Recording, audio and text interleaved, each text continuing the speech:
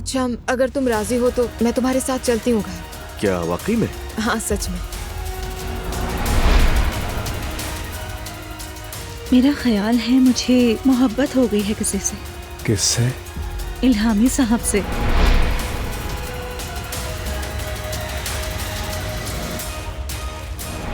वो उस दिन जिस लड़के से मोहल्ले में तुम्हारा झगड़ा हुआ था ना, वो कमीना मेरा एक्स बॉयफ्रेंड था। उसने हमारी पर्सनल तस्वीरें मेरे घर वालों को भिजवा दी। क्या? मेरी बेटी चली गई, चली गई।